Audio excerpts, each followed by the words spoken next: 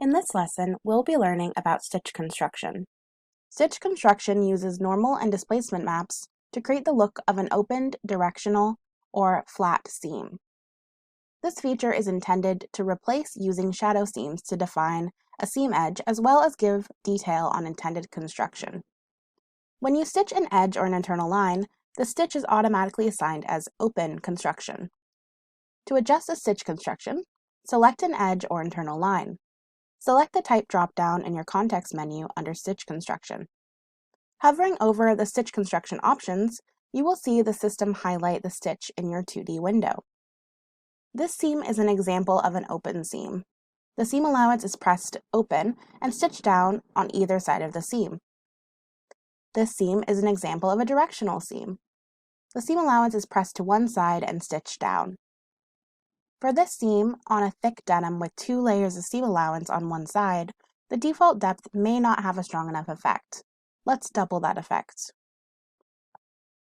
We have 2 additional options under stitch construction.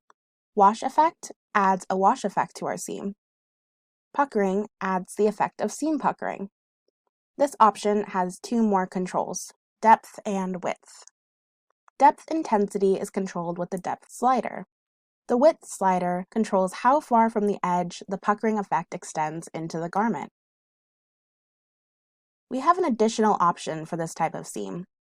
The direction button gives us the option to flip the effect to the proper side of the seam as needed.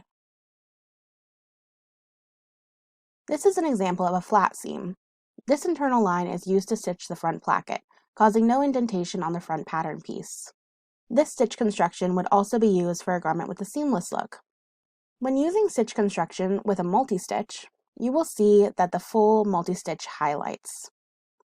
The stitch construction selected will be used on all edges of this multi-stitch. The effects we see now in the 3D window come from the normal map of the stitch construction and puckering. The second map that stitch construction utilizes is displacement.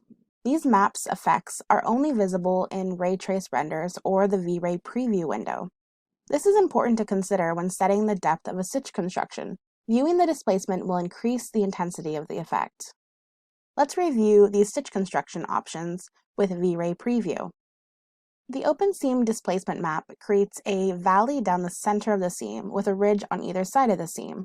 The directional seam displacement map creates a higher ridge on one side of the seam with a quick drop down to the adjacent piece. In this view, you can also see our flat seam has no displacement effects. Let's see what these stitch constructions look like in V-Ray without a wash or puckering effect.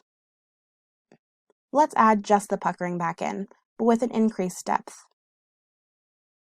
The stitch construction feature adds so much realism to our 3D garments, but a portion of this feature is only visible in ray trace. Remember, in the 3D window, you are only seeing the effects of the normal map. If you're having trouble seeing the stitch construction effects, review your lighting and preview your garment in V-Ray. It is important to remember to view the garment in V-Ray preview window, specifically the seams and stitch construction, to finalize your garment. The combination of the displacement maps and the increased lighting effects will bring out the detail of your stitch construction. In this video, we reviewed stitch construction. For more information, visit support.browseware.com.